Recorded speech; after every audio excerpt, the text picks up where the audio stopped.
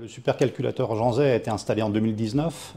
C'est aujourd'hui le supercalculateur le plus puissant de France, à une puissance de 126 pétaflops, 126 millions de milliards d'opérations flottantes par seconde. Il est composé essentiellement de deux partitions, une partition CPU généraliste et une partition, ce qu'on appelle hybride accélérée, avec des GPU, donc des cartes graphiques, qui vont permettre de tirer l'essentiel de la puissance du supercalculateur. Pour faire fonctionner un superordinateur comme Jean Zay, il y a besoin de beaucoup d'équipes, donc à différents niveaux, au niveau du matériel ou sur la partie logicielle. Et donc au sein du support utilisateur, je m'occupe plutôt en fin de chaîne, d'aider les nombreux utilisateurs de l'Idris à faire tourner leur code et applications sur le supercalculateur en essayant d'accélérer leur prise en main de la machine, mais aussi en allant un peu plus loin, en essayant d'optimiser leur code, dans le but tout simplement soit de réduire les ressources consommées ou de pousser plus loin possible la recherche à somme de ressources constante. Donc le supercalculateur, c'est un très grand instrument. Les ressources sont distribuées par un organisme qui a acheté la machine Jean Zay qui s'appelle GENSI.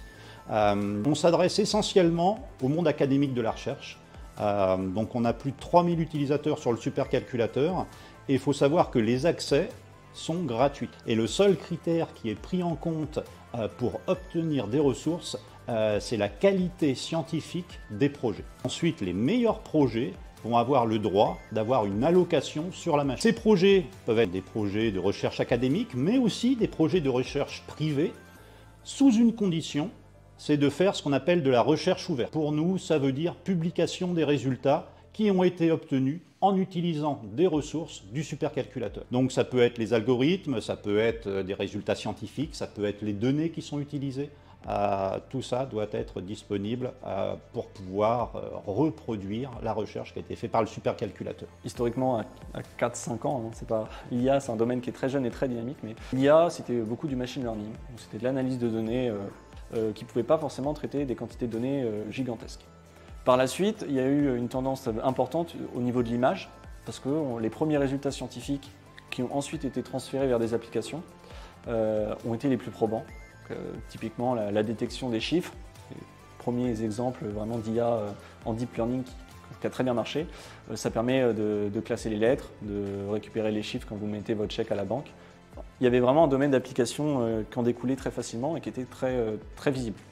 Et maintenant, depuis 2-3 ans, on commence vraiment à voir l'IA qui rentre dans toutes les sphères scientifiques, où en fait on s'aperçoit que les méthodes qui ont été développées, typiquement comme je le disais, sur les utilisations de l'image ou de la langue, ça peut être appliqué à d'autres thématiques. L'IA est capable de faire ce que l'humain n'est pas capable de faire, au sens où il est capable de travailler sur des très grosses masses de données et d'extraire des signaux faibles qui sont complètement invisibles à l'humain.